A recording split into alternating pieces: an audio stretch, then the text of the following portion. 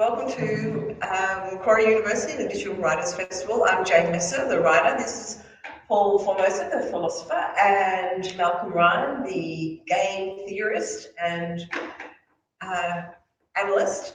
We're going to be talking about our game, The Great Fire, which hopefully you had a chance to play, but if you haven't yet, please leave in with the link whenever you can. So what we wanted to talk about was why we have written this particular game in the way that we did. I was invited, so I'm a creative writer here at Macquarie, and I publish books and write short stories and so on. And basically been writing long-form narrative, such as novels, for years, and teaching creative writing, and was interested in digital writing, and in fact had been talking to Malcolm about some teaching stuff. And so that's how I ended up being invited into this really interesting project that Malcolm, Paul, and Stephanie, who isn't with us today, already had up and running. So they needed a writer to do the writing and writing design for a game that they had planned, which was to look at how people make moral decisions in gameplay and seeing if, depending on how a game was designed, in the immersive experience, if people made different decisions than they would otherwise. So I wasn't being given a free rein to just write whatever I liked, which actually was challenging, but it was also really helpful. And it's the constraints were kind of fascinating. We'll talk a little bit more about that soon.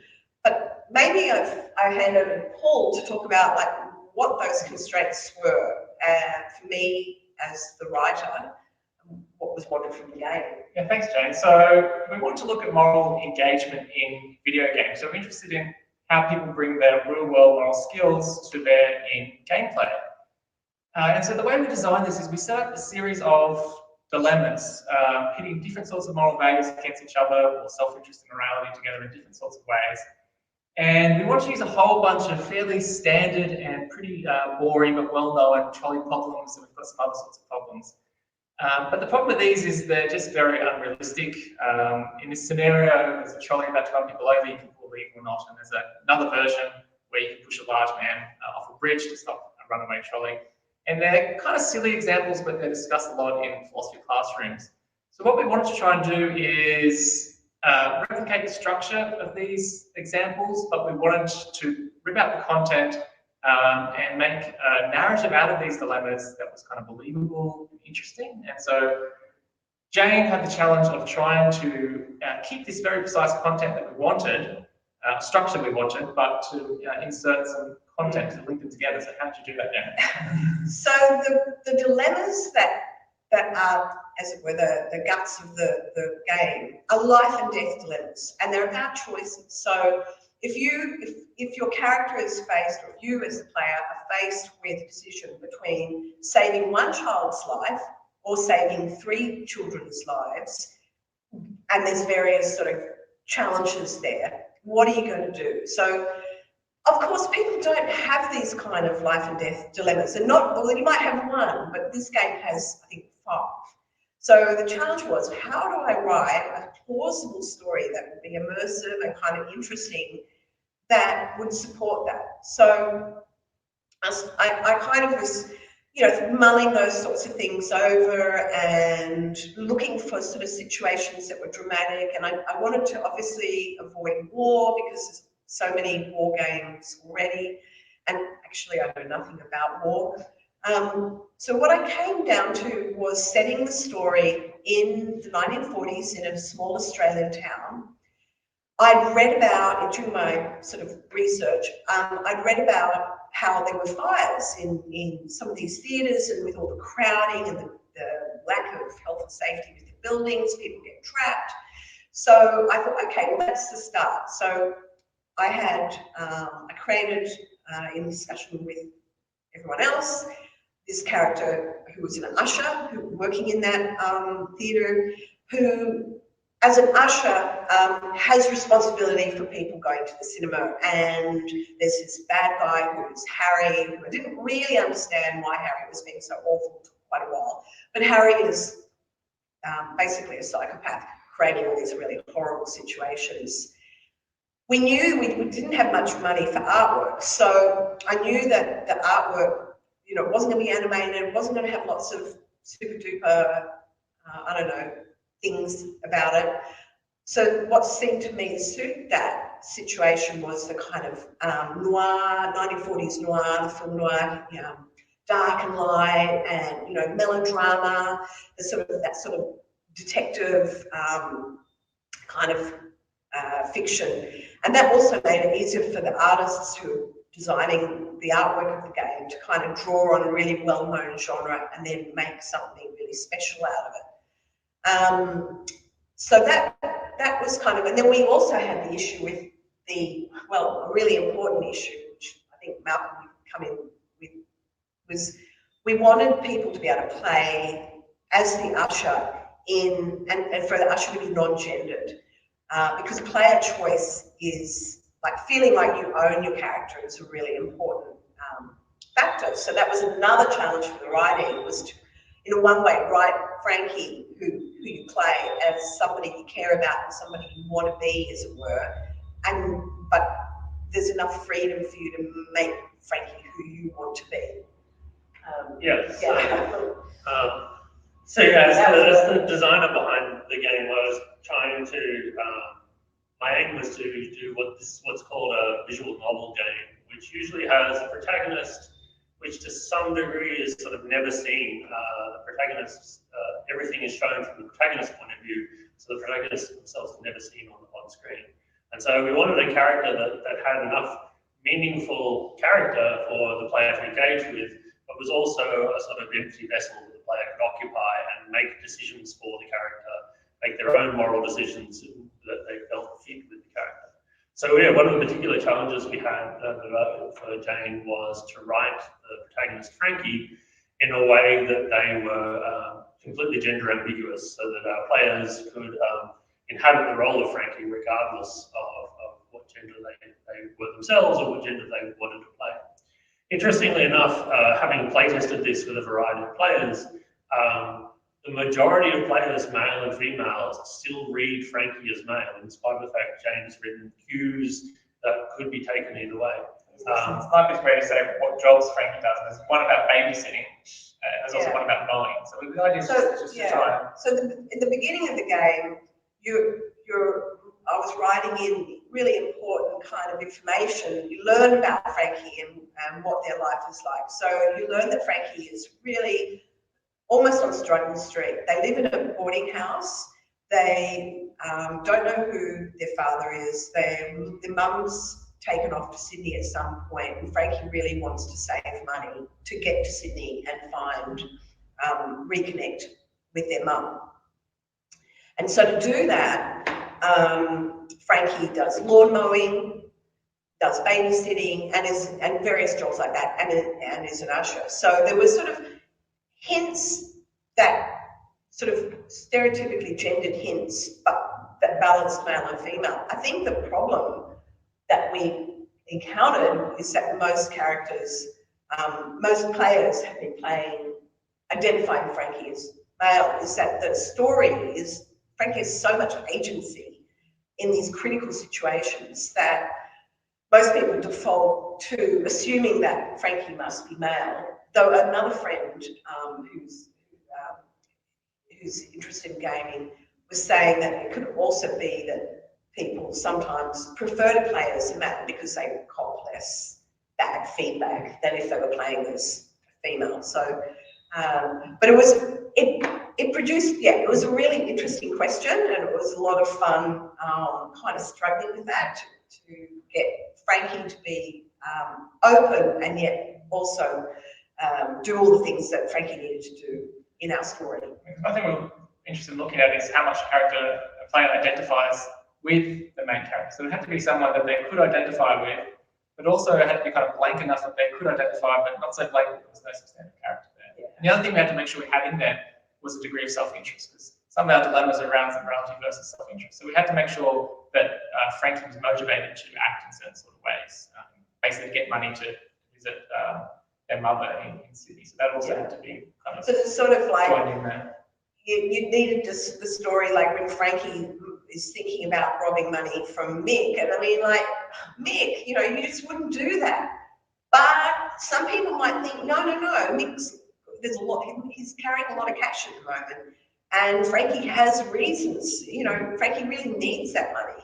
So there was these sort of interesting storytelling issues there that were a lot of fun. But I would meet with Paul, and I would have written a dilemma as part of, like, you know, Frankie goes into the room and sees so-and-so standing there, and Mr. Ferris, the manager's there, and Harry, the killer, is there, and then this happens, and then Paul would say, no, that you haven't written the dilemma correctly. There's too much contact, there's too much self-interest, or it was tricky to get it right. It was tricky to get it right, but it was interesting. It was a lot of fun. One of the important things that I came into the project from the start was it had to be more than just a research game. This had to be a game that was enjoyable in its own right, and not just because we were running it as an experiment. And so we put a lot of work into polishing the narrative, into making part of it was also that we wanted to say, like Paul said, we don't just want the dilemmas in floating in space without any context. We wanted them all as part of a meaningful story that the players engaged with. And this is why having Jane on the team was really valuable. She was able to take these odd little dilemma structures and weave them into a greater narrative that fits together, and that people are motivated, and people draw a lot of different influences out of the story when they're making the ethical decisions. Yeah. But it's also an opportunity, just in terms of writing and making a good game, of exploring like 1940s small town history and making sure that there are characters of different ethnicities, there are Aboriginal people in the story, because Aboriginal people, you know, lived in rural Australia, liaising with Aboriginal people at Macquarie to make sure that things were as appropriate as they needed to be, and getting really interesting feedback about that, rewriting the story. So yeah, from the writing perspective, the 1940s small town cinema turned out to be a fascinating locale for this story. So from the gaming perspective, one of the other challenges was, you know, a game is about player agency and player choice. And so we needed to structure the story in a way that there were places where the player could choose what they were going to do. One of the challenges in doing this kind of writing is then if every choice branches the narrative and creates two more narrative paths, then very quickly you have a very wide narrative as well as a very long narrative. And the writing burden for writing all the possible endings can be very difficult. One of the other problems from the research point of view is that we wanted everybody to have a more or less consistent experience, so that their results would be comparable from the research side. So one of the challenges then, again, we set to Jane was how to write this story so that the player felt like they had opportunities to choose, but we didn't have to write you know, multiple possible endings, and everybody experienced more or less the same stories. So we ended up using the Twine game engine to do this writing. And so, yes, the Twine engine is popular amongst sort of interactive fiction authors for producing online games. We would then took the Twine and wrapped a larger game engine around it in order to create art and other kinds of interaction through the engine. But yes, so for Jane, another one of the writing challenges was how to write these choices in a meaningful way to give the player a sense of agency. And one of the fun things about Twine, or it can give you a bit of a shock if you're used to writing long narratives, even long like a short story, is you have these little passages, and you write into the passage, and then when it's literally a little square, and then you connect it to another passage, and then to another. And what it does is visually remind you that you can't have a lot of text. You could, but it can be just onerous for the player to get through all this text if you're writing it for a game with visuals. So it was interesting, really having to edit and think, how can I say this in as few words as possible, and yet make the story immersive and interesting, despite the fact that it is also a murder mystery, where, you know, you've got these constant life and death challenges, and we want the player to feel like they're making choices in a situation where actually there's going to be deaths no matter what you do. But Twine is like, I really recommend it. I mean, I sort of hopped in about 2 or 3 hours. I had sort of some basic understanding of how to use it. Obviously, other people like Malcolm and Chaos Game Theory have come in and done lots more work. But it's a wonderful place to start thinking about writing interactive fictions or non-fictions. Yeah, for the game it was excellent because Jane could write the narrative and have it, run it in Twine, and have a playable version of the story up very quickly before we had even completed the engine with all the art and all the other assets.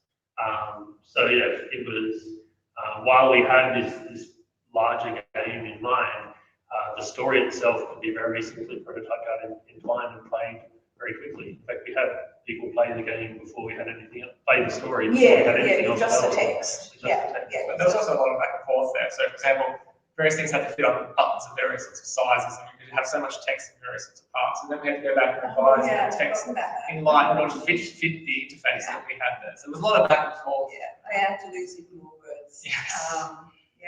So, what else do we need to talk about? Branching narrative idea. Yeah, so I mean, with the branching narrative, like we said, to avoid having the narrative like just grow in width enormously, we took an approach of having one main narrative path, so the player pretty much follows a standard narrative through there. But then there would be small choices where they would have an opportunity to take one step, sort of left or right, but then the narrative would come back. Now this works fine because the player has the illusion of choice, and that they feel like they're making choices that the game responds to. If they play it again, they will discover the illusion that's hidden there, that actually no matter what they choose, we keep them going down the same path. But some tricks in order to make that feel more meaningful is we would put, for example, callbacks in the text. So one of the early ones is you have a choice early on whether or not to eat a sausage sandwich that with onions on it, and the bread is often. That's not a moral choice. It's not a moral choice. It's a practice. It's a practice choice. So we had a whole thing about the vegan. What if we had vegan game players? And should there be a vegan option? And then we were thinking, but this is 1940s, and you wouldn't expect a vegan option. And yeah, I think we just went, let's just do the sausage. Mostly the uni students who are in our testing group have said it's free food. Of course I take the free food. But of course then to make that meaningful, to make that choice seem like it has an impact later, at a later point in the game we have a callback to that where one of the characters, in another paragraph that's mostly about something else, if you ate the sausage sandwich, they'll comment on the onions on your breath at a later point. Now, that's a very simple example. We did more meaningful ones where, as various events happen in the narrative, we can later put callbacks to their events. In particular, people die, and in order to make those deaths meaningful, we then have callbacks later where those deaths come back around and characters talk about them. So depending on, I mean, what I find interesting from a writing perspective is depending on how you play the game, you can have a lot of really dramatic moments and dramatic arcs if, as Frankie, you decide to do the most outrageous or the most self-interested thing at any particular point in time. And this really came to a head when the evildoer, Harry, is lying on the, well, I think Frankie actually hits Harry. Yeah, and then Kirsty, that's right.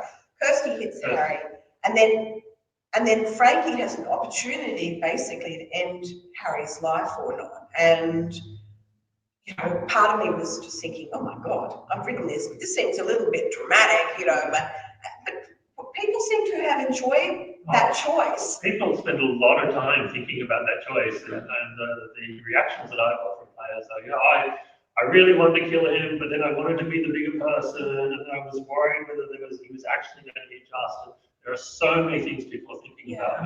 What's kind of most interesting about that choice is it's the one that the only one that arose organically. All the other ones we pre-mapped out before we want choices in this structure, and that one just actually arose out of the narrative. Like it's a fit story. It was one we hadn't actually decided on what we were going to add in. So it was actually really cool to actually have a choice that sort of came out of the narrative organically rather than being imposed upon. Because by that stage, Frankie has been through so many awful things that even though when you first met Frankie at the beginning of the story, you could tell that Frankie was a pretty rational, gentle, even-headed kind of person.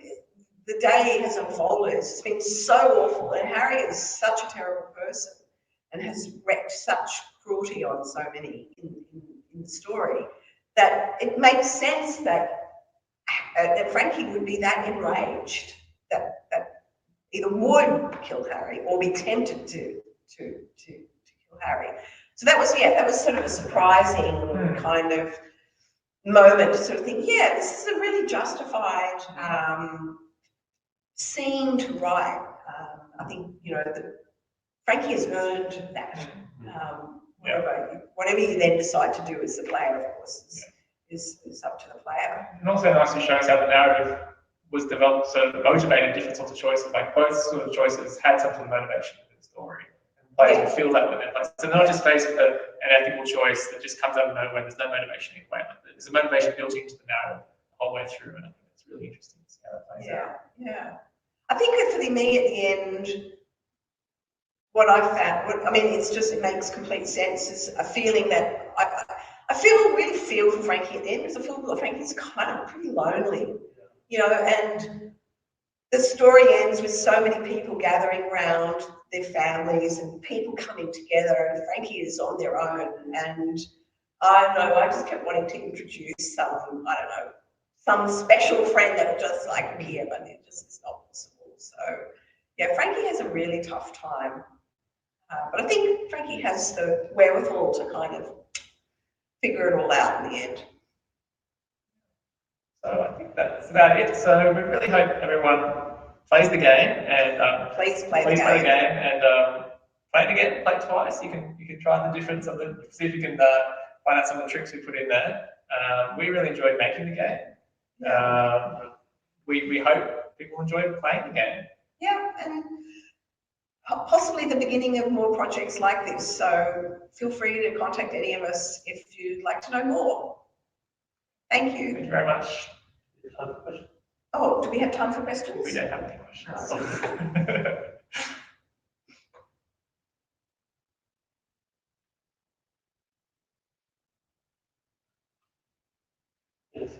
Yes.